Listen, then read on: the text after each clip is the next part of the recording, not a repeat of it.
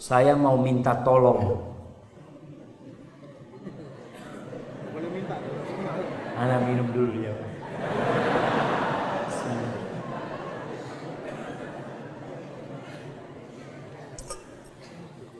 Minta tolong nasihat untuk para suami.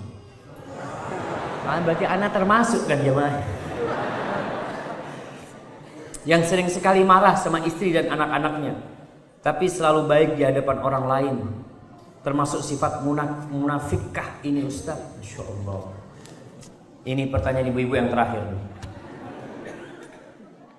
Jadi jemaah, ya memang yang pertama ibu-ibu harus sabar menghadapi suami yang suka marah. Kenapa? Kenapa ibu mau sama dia?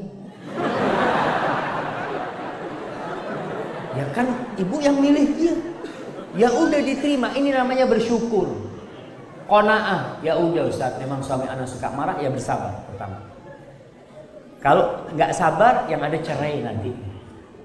Lihatlah kepada kelebihan suami, tidak melihat kepada kekurangan suami. Kalau ibu melihat kepada kekurangan suami, insya Allah nggak ada yang punya istri di sini. Iya, karena suami ini bukan malaikat, banyak salah. Namun Rasul SAW mengajarkan kepada kita untuk memandang kepada sisi positif. Beliau mengatakan la yafraq mu'minun mu'minah. Nggak boleh itu seorang lelaki yang beriman membenci istri yang beriman. Apabila dia benci beberapa perilaku yang dia tidak sukai di istrinya, bukankah ada yang lain yang dia sukai? Maka nasihat anak sebelum anak kasih nasihat bapak, ibu-ibunya kasih nasihat dulu supaya menerima suaminya itu. Ya udah kayak gitu. Ada seorang wanita yang masya Allah, 17 tahun dia menikah, tiap hari ribut sama suaminya. Kenapa nggak cerai? Karena dia melihat masih ada kebaikan di suaminya. Tapi ada wanita yang setahun menikah cerai. Karena dia hanya melihat kepada kekurangan suaminya. Ketika ditanya, kenapa kau cerai? Suamiku itu tuh 1, 2, 3, 4, 5. Semua kesalahannya. Coba kau tanya, Mbak, kebaikan suami Mbak itu apa? Banyak sih. Kalau suruh ngitung kebaikannya capek. Tapi kalau ngitung kekurangannya cepet dia. Karena itu yang dia ingat. Kebaikan gak yang dia ingat ya Mak. Dan itu sifat wanita yang hanya melihat kepada kekurangan. Betul ibu-ibu? Jangan bilang salah, itu Nabi yang ngomong tuh. Sallallahu alaihi wasallam. Iya. Makanya kalau ada lelaki yang suka melihat kepada kekurangan istrinya, lalu mengingat-ingat, mengungkit-ungkit kesalahan istrinya, kayaknya bukan lelaki nih, perlu ditanya. Karena lelaki nggak kayak gitu. Seharusnya Allah jadikan lelaki itu pemimpin karena dia memiliki sifat kepemimpinan. Pemimpin itu melihat kepada kekurangan apa kepada kelebihan anak buahnya. Kelebihan.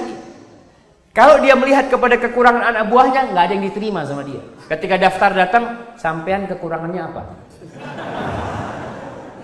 Ada pertanyaan kayak gitu? Nggak ada. Yang ditanya, kamu bisa apa? Yang ditanya kelebihan selalu. Kita nggak ada urusan sama kekurangan. Semua orang punya kekurangan. Tapi yang dilihat kelebihan kamu itu apa? Di sini ibu, lihat kepada kelebihan suaminya. Adapun buat bapak-bapak, sama. Ingat, penghuni surga itu salah satu sifatnya kata Allah wal kadhiminal ghaidh. Orang-orang yang suka menahan emosinya itu insya Allah masuk surga. Jadi kalau antum sudah tidak bisa masuk surga, antum udah persentase kesempatan masuk surga udah berkurang. Nabi SAW ketika datang seorang minta nasihat, Nabi cuma kasih satu pelajaran, la taghdab, kau jangan marah. Minta nasihat lagi, la taghdab, kau jangan marah. Marah ini sumber permasalahan. Maka jamaah, bagi bapak-bapak, apalagi nih marah di rumah, di luar tampak senyumannya. Antum tahu dokter? Dokter itu bagaimana kalau menghadapi pasien? Masya Allah. Ahlan, tafadhol, Masya Allah. Sakitnya apa? Macam-macam. Nanti setelah diobatin macam-macam, nanti ya 3 hari balik lagi ke sini ya, Masya Allah. Baik banget nggak? Baik ngomongnya. Tapi kalau yang ngetuk istrinya, Assalamualaikum, bang, aku mau ngomong. Apalagi gitu dia. Karena istri nggak datangkan fulus ya mah. Kalau pasien datangkan duit. Kalau istri minta duit istrinya. Maka kadangkala kita itu baik sama orang tapi sama istri nggak baik. Maka seharusnya antum tuh berbuat baik sama istri lillahi ta'ala. Karena antum berbuat baik sama istri yang melihat cuma Allah. Ana nih sekarang bisa tersenyum sama antum. Karena ana di depan orang banyak. Orang akan menjaga image, menjaga wibawa supaya terlihat baik, senyum. Kalau mau tahu hakikat seseorang itu bukan di mimbar, di rumahnya. Tanya sama istrinya, Mbak, suami Mbak itu gimana sih? Kalau ceramah, Masya Allah, aduh ngomong doang. Yang tahu siapa? Istri yang tahu. Antum kan nggak tahu di sini. Jadi yang tahu hakikat seorang itu istri yang di rumah. Jadi ada yang kayak gitu jemaah. Makanya pernah ada khatib Dimashq. Khatib Dimashq ini sebuah cerita sungguhan atau sebuah permisalan, Anda nggak tahu, tapi disebutkan di buku-buku tentang ceramah. Di Damaskus itu ada khatib penceramah masjid Damaskus. Dia kalau ceramah jemaah membuat orang terharu, jemaah. Membuat orang itu jadi bisa sodako dari apa macam-macam. Sedangkan suami ini lelaki kalau di rumah hidupnya mewah, makannya Masya Allah. Suatu hari khutbah Jumat, istrinya dengar karena biasanya rumahnya imam, rumahnya khatib itu gabung sama masjid. Dia dengar ceramah suaminya.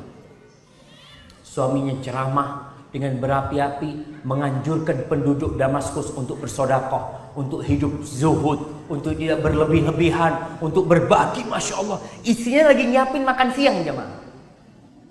Dia lihat, ya Allah, kayaknya suamiku sudah berubah. Itu makanan yang mewah dia sedekahkan ke tetangga-tetangganya jemaah. Selesai sudah. Suaminya pulang dari khutbah Jumat. Assalamualaikum. Waalaikumsalam. Hat, ayo, mana makanannya? Dia. Bang, ana bagikan ke tetangga, Bang. Ana dengar abang katanya suruh bagi-bagi ini itu macam-macam. Kata suaminya, ya Allah, aku ceramah buat penduduk Damaskus, bukan buat kau. Ini cerita kayak gitu. Tapi jelas orang yang tahu dengan hakikat seseorang itu istri. Makanya kata Nabi SAW, khairukum li ahli. Orang yang terbaik di antara kalian adalah yang paling baik sama istrinya, bukan sama tetangga, bukan sama jemaahnya, bukan sama bosnya, bukan sama suami, lah sama istri. Karena kita tinggal di rumah itu ya 24 jam dia tahu. Ketika kita di ranjang apa yang kita lakukan, ketika kita turun dari ranjang, kita masuk kamar mandi, kita ke meja makan, kemudian kita semua dia tahu. Bagaimana kita sama anak-anak dan bapak-bapak, jadilah antum seperti Nabi SAW yang beliau adalah orang yang paling baik sama istrinya. Walaupun antum tidak baik sama orang tapi sama istri baik, insya Allah orang yang baik sama istri itu baik sama orang. Karena dia baiknya sama istri tidak pura-pura. Ada suami yang baik sama istrinya, Masya Allah baik banget karena mau kawin lagi. Ya Masya Allah, Bang abang kok berubah Bang sekarang, Masya Allah. Jadi baik, oh ada maksudnya ini, Masya Allah. Nggak apa-apa kau, tapi baik terus nanti. Jangan cuma setelah kawin lagi jadi zalim sama istrinya. Enggak, tetap kau harus baik sama istrimu dalam semua kondisi. Dan ibu-ibu harus taat dan patuh sama suaminya dalam semua kondisi. Walaupun suaminya zalim, tetap berbakti sama suaminya. Hadza wallahu a'lam bishawab.